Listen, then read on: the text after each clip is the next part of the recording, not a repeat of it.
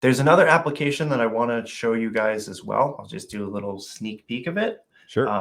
Because I do have to get the latest update to get that thing going again. But let's pop on over to my screen share.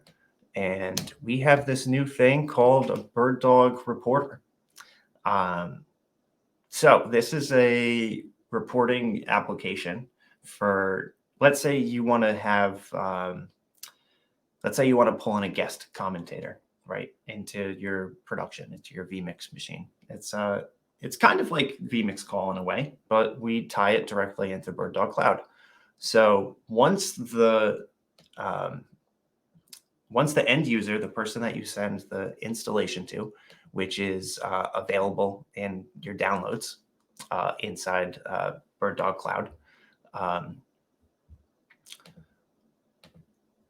once we have that installed and attach the claim code to the account, much like we would do with our other endpoints, we have a reporter application that pops up over here.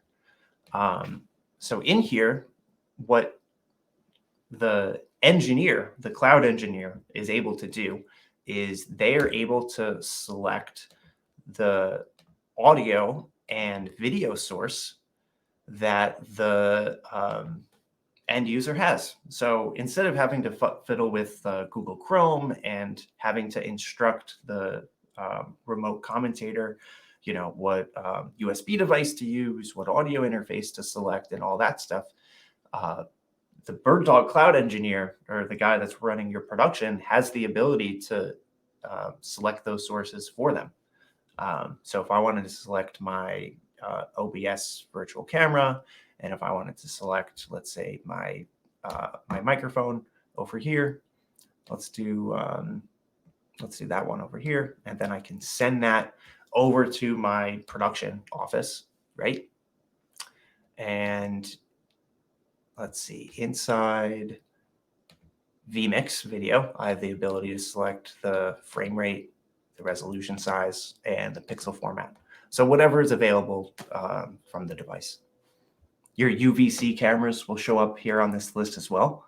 So I could use a BirdDog P110, P120, or PF120 as webcams, as inputs into this. So theoretically, you could send them a laptop or just the camera and have them plug this in.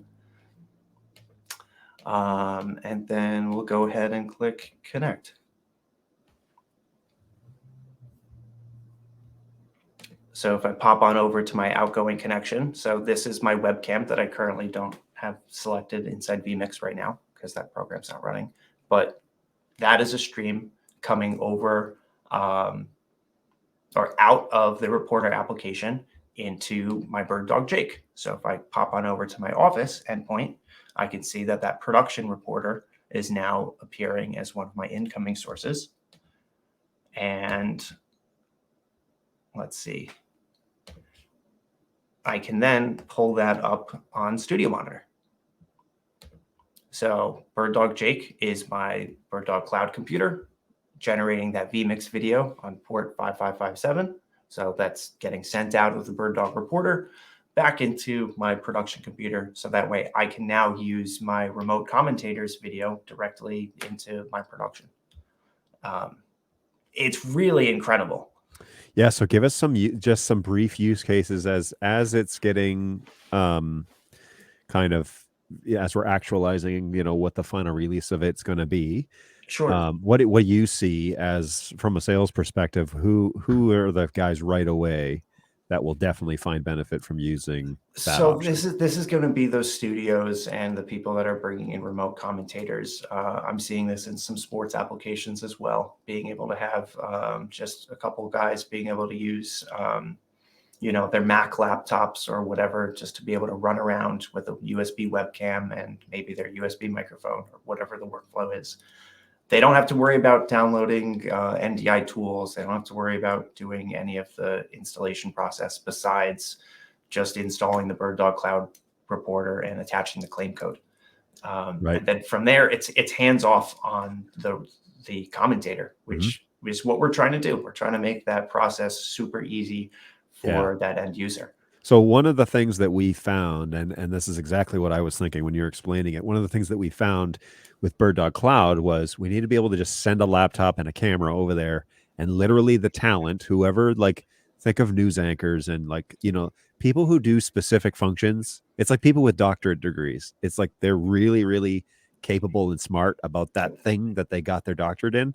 But like everything else, especially technology, it's like not a priority for them to learn and know how to do and set up and select sources and blah blah blah. So now what we want to do is let them do their thing that they do like really well. Yep. Ship them a little Pelican case with a laptop and a camera, say plug it in, and we'll take it from there. That's the whole Exactly. point.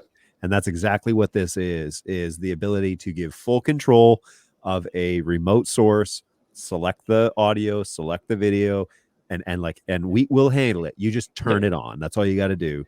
And you know, and if you don't know how to do it, have your teenager turn it on. They know how to do Exactly. that. Yeah, that's totally the workflow it's going to be, you know, used in, because now you don't have to send a network switch. You don't have to use PoE. Essentially, with the PF 110s and 120s, just being able to plug that USB right into the laptop, then have, I mean, you could do it over Wi-Fi if you really wanted to. That should be fine, because it's not going to be a big encode. And then the one thing that I didn't mention over here on that reporter application is on this left-hand side, that is going to be that incoming connection. So that's the one thing I can't show right now, just because the application is not totally finished yet. But essentially, this is that SRT incoming feed. So if I pop over to my reporter, I could have this incoming connection, which was from BirdDog Norway, being sent into the reporter. So now we can see that that's spinning because it's trying to have that connection. So that would be the program return feed that you're sending back to the talent. So that way you can have that two-way communication.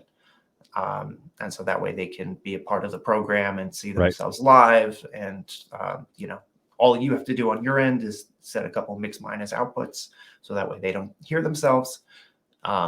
But that's where that would pop into place. And then you can see that that stream is the one that's supposed to be popping in. And what you'd be able to do is also go full screen as well. So that way they don't have to see themselves in the other window. They'd be able to just look at the program feed that you're sending them. Which is what they're looking at normally in a studio anyway. Which is what they're looking at normally in a studio.